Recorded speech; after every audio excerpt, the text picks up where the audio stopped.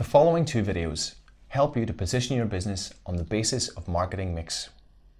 Marketing mix, 4P, 5P, 7P, or even 8P, can form the basis of your marketing strategy. This can help you decide on the best format for your product or service. It can help you decide on your price point, the location of your product or service. It can also be the basis of your marketing strategy, taking into account that all of these factors influence each other.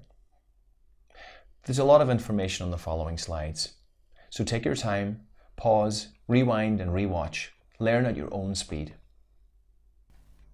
Marketing Mix 1. Marketing mix is usually described as consisting of 4 elements, 4P. Those are product, price, place, and promotion. These 4P are extended according to the needs. 6P is extended by people and packaging. 7P extended by people, processes, and physical evidence. 8P is an extended 7P by adding productivity and quality. 8P extended by people, packaging, service packages, programming or program creation, and partnership, an extension for the tourism industry. Marketing mix is the most important foundation on which the company marketing strategy is based and developed. Marketing mix 4P is the entrepreneurial view. Alternatively, 4C mix is used, which is the customer perspective, customer value, costs, convenience, and communication. What is the product? Everything that is available on the market to be purchased, consumed, or used to satisfy customer needs or wishes. It comes in tangible or intangible form. It can include physical goods, services, experience, events, persons, places and regions, features, organizations, information, and ideas. It includes not only the product itself, but the overall perception of customers. The brand is a key factor in this case. Which are the levels of the product? There are 5 hierarchically ordered levels or layers according to increasing utility value of the product. There's the core, which is a general benefit or usefulness, a specific product or service, the idealized expected product, the extended product, and the potential product. So how do you classify the product? By the lifespan and tangibility, for example, non-durable goods, durable goods, or services. Also by shopping patterns, daily use products, long-term use products or durable goods, special products, or unknown or unwanted product. By industrial use within the production process, raw materials or semi-finished inputs, capital investments, auxiliary materials and services. Product life cycle. Product sales and profits develop over the life cycle of any product. Each product undergoes a different life cycle, but usually in the following steps. We begin with product development, and then its introduction into the market. Then there's growth, which is the phase of sales increasing. Then maturity. The sales stop increasing at the same rate. And finally, decline, where the profit and sales volume decrease. The course of product life cycle can be diverse, and here we have the different types of life cycles. Evergreen products, where the maturity phase prevails and there is no decline phase.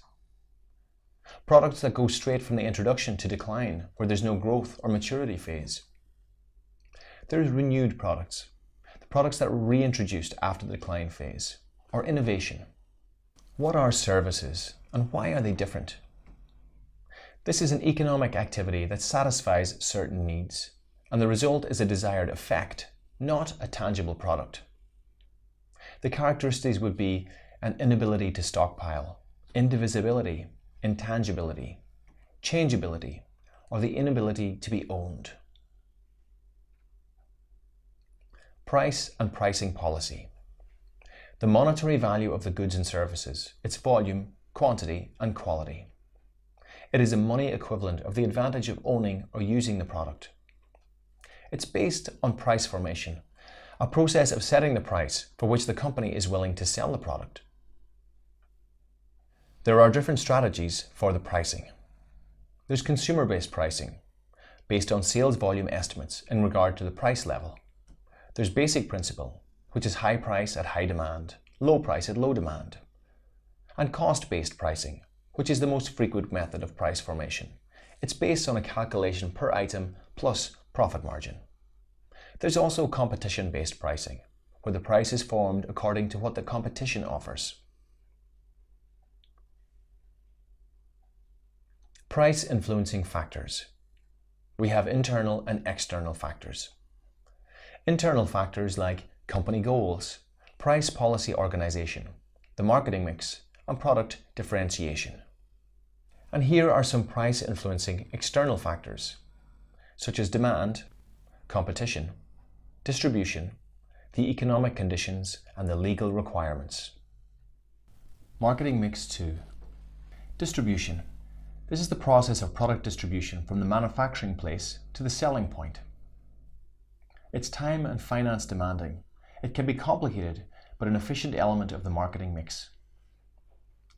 Distribution goals would be providing customers with the demanded product at the right time, at the right place, and in the quantity that they want. We build distribution channels. We overcome time, spatial, and ownership barriers. Distribution steps. We have physical distribution, change of ownership, and auxiliary and support activities. Distribution network players. There's the manufacturer and the distributor, for example, wholesale agents, retail agents, or merchants. These are the intermediaries. There are support organizations like market research agencies, insurance companies, banks, and solicitors. Distribution types. There's direct distribution and indirect distribution. Direct distribution channel. This is the simplest distribution channel with no intermediaries. For example, direct sales at the point of production. There could be sales in your own shops, sales in your own vending machines, or sales over the internet or catalogue orders. There are also sales via travelling salesmen. There is indirect distribution channels, where there is one or more intermediary between the producer and the customer. These are divided into single level, dual level, and multi-level distribution, according to the number of intermediaries involved. Marketing communication. It's impossible to not communicate. The product is always communicated, not only with words, but with the style that you choose, with the gestures. Marketing communication informs, it convinces, it influences the target group, and suggests the product itself. Marketing communication must be mutual, balanced, ethical, and continuous. It creates a relationship between the producer and the target group. The goals of marketing communication are to inform, to convince, to influence the target group, and to remind them of the product. Marketing communication planning. We must identify the target group. Who are they? We set goals. What are the primary goals in this given period? What's the budget? What available financial sources do we have? Helps us to select the communication techniques. There's the creation of the communication message and the marketing mix composition. Assessment. The assessment of the direct effects. For example, increased sales is possible with only some tools.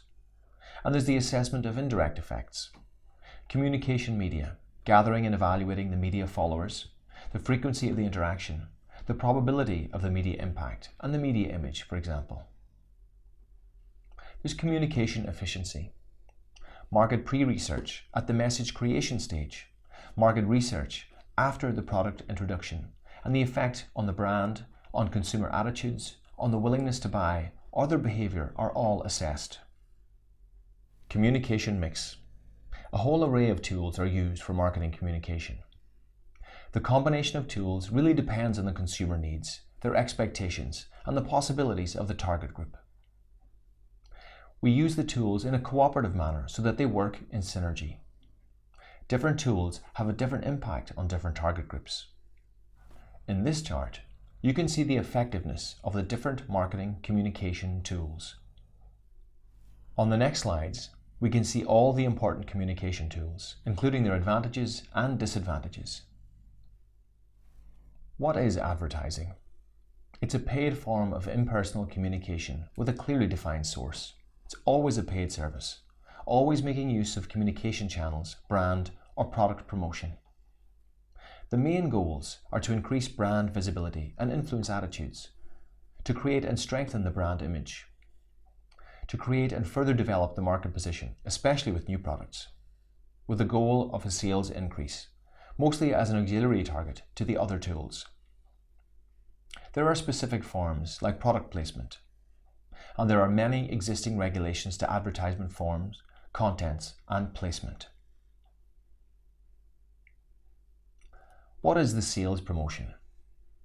These are short-term incentives that support an impulsive action, such as a purchase. It's an added value to the product, which motivates customers to act. The main goals are to influence an impulsive decision and action rather than on attitudes. There's the provision of a product characteristics directly, creating a demand and a desire to buy. You can create or strengthen product awareness. It can cause a quick sale of seasonal goods, clearing sales of stockpiled goods, and support product offerings by intermediaries and sales personnel. Techniques include things like discounted prices, product testing, gifts, or loyalty and consumer programs. What are the characteristics of public relations? These are based on relation building and communication between the producer and the target group. It's systematic, planned, and continuous. It has a high involvement of company management, and there are internal and external interest groups. The main goals are information on the company activities and image building, and important activities are the creation of corporate identity, social communication. What is direct marketing? This is also direct and digital marketing, a close connection to online communication. The relation is based on mutual and interactive communication between the company and the customer. And the main goals? Well, the primary goal is to address and convince the target group through personalized and individual offers caused by the customer activities. And the secondary goal is the acquisition of information, building on your customer database. The techniques are things like addressed and non-addressed shipments, telemarketing, catalog and mail order sales, customer clubs, or mobile marketing. What do you have to know about personal selling? This is based on personal communication, personal negotiations. Personal selling uses B2B and B2C markets. Here are the main goals. There are sales-oriented goals, where the main goal is to sell. There are customer-oriented goals, where the main goal is to build and maintain long-term relations. The different types of personal selling are, for example, retail sales, B2B, or direct sales. What is event marketing? This is where the message is spread by an emotional experience linked to the brand or product. The participation of the target group increases brand visibility. And the main goals are the increase of product and brand popularity, strengthening of positive associations of the brand, relation building, increasing the loyalty of the target group, and strengthening the company image, which supports secondary publicity. There are many diverse forms, ranging from indoor events within a closed group to large outdoor events aimed at the general public. What is online communication? This is communication with your target group via the internet, where the internet is used as a communication channel, a sales channel, and online communication. The main goals are direct presentation of the company, feedback assessment, and interactive communication with customers. Techniques are via web pages, search engine marketing, social media, virtual world, online games, VoIP, for example, Skype, instant messaging, and other interactive content. What are the new directions and techniques in marketing communication? There's lots of new media and digital media, for example, computers, tablet computers, mobile phones, computer networks, and web services. These media can provide content on demand, anywhere and anytime. There's the urge to share. People want to share experiences and see the experiences of others. The communication message is launched when it's not expected and has a higher impact. What is content marketing? It's crucial to publish interesting and valuable content on web pages, blogs, social media, or newsletters. The goal here is to increase recognition of the brand and be different from the competition. We have prosumers, which is production by consumers. This is where the consumer is involved in product design, manufacturing, or marketing of the product, like crowdsourcing or crowdfunding. The right time, right place. These are locally focused campaigns, and they've been gaining in popularity, according to researchers. 74% of smartphone owners react to these campaigns. This is where the customer may receive a voucher from their smartphone when they're in the proximity of the point of sale.